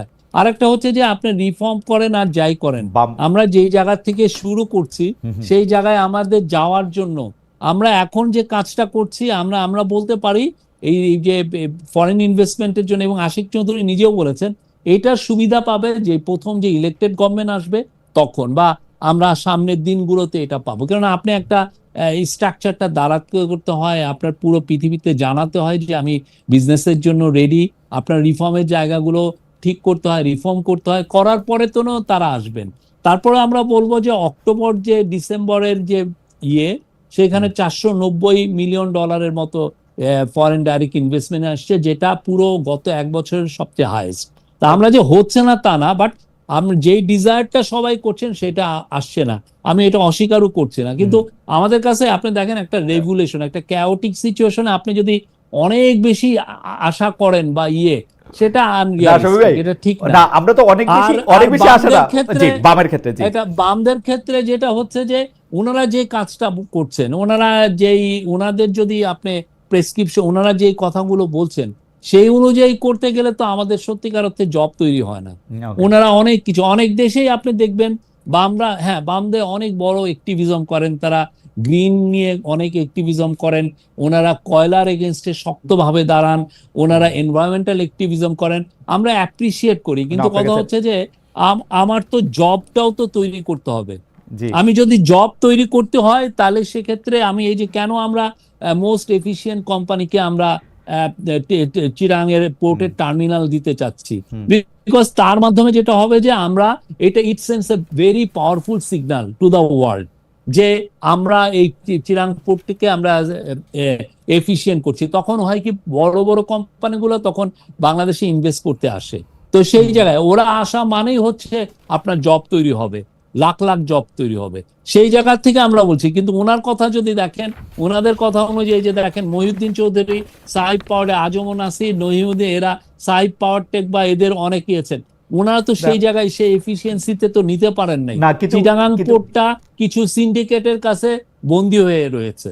কিন্তু শফিক ভাই, অনেক কিছুই তো আসলে বিবেচনার মধ্যে রাখা উচিত। যেমন ধরেন বিডার চেয়ারম্যান আশিক চৌধুরী বলছে যে ডেনমার্কের মায়ার্স কোম্পানিরে, মানে আমি যদি না ভুল করে দেখি, Chittagong AP Moller Maersk, APM terminals, এই মায়ার্স কোম্পানি কিন্তু আপনি জানেন যে তাদের ফান্ডিং এর ক্ষেত্রে, তাদের বিরুদ্ধে আন্দোলনের ক্ষেত্রে তাদের বিরুদ্ধে সরাসরি অভিযোগ আছে যে তারা আসলে প্যালেস্টাইনে যে অট্রসিটিটা হইতেছে, যারা করতেছে তাদেরকে টাকা দেওয়ার ব্যাপারে অনেক ক্ষেত্রে অনেক অভিযোগ আছে। আপনারা এই ব্যাপারগুলিও সচেতন কিনা, নাকি আসলে এই জেনোসাইড ফ্লিট বলা হয় মায়ার্সকে অনেক ক্ষেত্রে, তো সেটা আপনি? আমরা এপি মোলার মার্কসের শিপিং কোম্পানির ব্যাপারে আমি জানি না, বাট আমরা এপিএম টার্মিনালের সাথে কথা বলছি। এপিএম টার্মিনালস ওয়ার্ল্ডের one of the best terminals. ওরা কত 60-70টা টার্মিনাল গ্লোবালি অপারেট করেন, এবং ওরা ভিয়েতনাম একটা কমিউনিস্টপন্থী দেশ, সেখানে ওরা করেন। ওরা মরক্কোতে একটা করেন, মরক্কোতে একটা মুসলিম কান্ট্রি, সেখানে ওরা যে টার্মিনালটা করেন ওইটা ওয়ার্ল্ডের one of the finest terminal না, ঠিক আছে, পোর্ট। মানে তারপরে আপনি ওদের আরেকটা যেটা হচ্ছে ওদের মরক্কোর গ্রিন উদাহরণটা বোধহয় টেকনোলজি খুব, আছে। মরক্কোর সাথে ইসরায়েলের সম্পর্ক আর বাংলাদেশের সাথে ইসরায়েলের সম্পর্কটা একটু ডিফারেন্ট, সেটা আসলে খুব ভালো উদাহরণ হলো কিনা না জানি না। মরক্কোর সাথে ইসরায়েলের কেউ তো এই সম্পর্কের উপরে তো আর টার্মিনাল দেয় না, এগুলো এগুলা এইভাবে কি ইয়ে হয়। বাট আমরা যেটা আমাদের মূল ফোকাসটা কি, আমাদের ফোকাস হচ্ছে ওয়ার্ল্ডের যারা টপ কোম্পানি তাদের সাথে আমরা কথা বলছি তাদের, এবং তারাও আমাদেরকে বলেছে যে সব মিলে $3 বিলিয়ন মতো তারা ইনভেস্ট করে। $3 বিলিয়ন অনেক ইনভেস্ট। ওকে, সবে আপনাকে কেউ এই কথা বলছে বামদেরকে, মানে কারণ মানে আমি রুহিন হোসেন প্রিন্স ভাই এরকম বলছেন যে আপনার আচরণ অধ্যত্বপূর্ণ, তিনি মানে আপনাকে কি কেউ বলছে যে বামদের ছোট করার ক্ষেত্রে আপনি আর সাবেক প্রধানমন্ত্রী শেখ হাসিনা প্রায় একই রকম? কারণ শেখ হাসিনাও বামদের দেখতে হতো না, শেখ হাসিনা উন্নয়নের শত্রু হিসেবে বামদের দেখতো না। আমি বামদের অনেক, আমি যেমন ওনারা যখন রামপাল নিয়ে ওনারা যখন আন্দোলন করেন আমরা ওনাদের সাথে ছিলাম। ইভেন ফুলবাড়ির আন্দোলন আমি কভার করেছি, রামপাল আমি কনসিস্টেন্টলি কভার করেছি। বাট আমরা ওনার এই যে চিটাং পোর্টের এই বিষয়ের ক্ষেত্রে আমরা বা আমাদের গভর্নমেন্ট ওনাদের কথার সাথে একমত না। ওনাদের অ্যাক্টিভিজমকে আমরা স্যালুট করি, ওনারা অনেক ভালো ভালো ইস্যু নিয়ে কাজ করেন, দ্যাট উই স্যালুট। আমার ওই কথাটাই যদি অ্যারোগেন্ট লাগে, I am sorry for that. But আমরা মনে করি ওনারা এই যে চিটাং পোর্ট নিয়ে ওনাদের যে পজিশন সেটার সাথে আমরা একদম সেটা আপনি ডিফার করি, সেটা আপনি দ্বিমত পোষণ করতেই পারেন। আচ্ছা শোয়েব ভাই, কুইক 2-3টা প্রশ্ন এবং শেষ। একটা প্রশ্ন হচ্ছে যে আমি একটু বাজি লাগতে চাই যে বাংলাদেশের ইলেকশনটা কবে হবে। আপনি আমাকে ডিসেম্বর, জানুয়ারি, ফেব্রুয়ারি, মার্চ, এপ্রিল, মে, জুন, জুলাই কোনো একটা মাস চুজ করে দিতে পারেন? না, এটা আমি as a spokesman of the chief adviser আমি এটা পারি না, এটা ঠিক না আমার পক্ষে। রোজা ঈদের আগে পরে, রোজা ঈদের আগে পরে না, আমি অন্তত এইটুকু বলতে পারি এই বিষয়ে কোনো ডিসকাশন হয় নাই। বাট একটা কনসেনসাস, সেটা হচ্ছে যে ইলেকশনটা হবে ডিসেম্বর থেকে জুনের মধ্যে, এবং যখন সময় আসবে এটা আপনারা ভোটের টাইমটাও জানতে পারবেন। আচ্ছা, এটা নিয়ে আরেকটা প্রশ্ন, যখন বাংলাদেশে পরবর্তী জাতীয় নির্বাচন হবে তখন অনেকেই বলতেছেন হয় সরকার প্রধান হিসেবে ডক্টর ইউনূস থাকবেন না অথবা সেনা প্রধান হিসেবে জনাব ওয়াকারুজ্জামান থাকবেন না, এইটার কি কোনো চান্স আছে নাকি যেরকম এই সরকার না? স্পেকুলেশন, এগুলো তো স্পেকুলেশন। আমার মনে হয় যে আমাদের যে টিমটা ভালোই থাকবেন, এবং আমরা অ্যাজ প্রফেসর ইউনূস বারবার বলছেন যে আমরা আমাদের এই বাংলাদেশের ইতিহাসে সবচেয়ে সুন্দর ইলেকশনটা করব, এবং একটা পিসফুল ট্রানজিশন টু ডেমোক্রেটিক পাওয়ার হবে।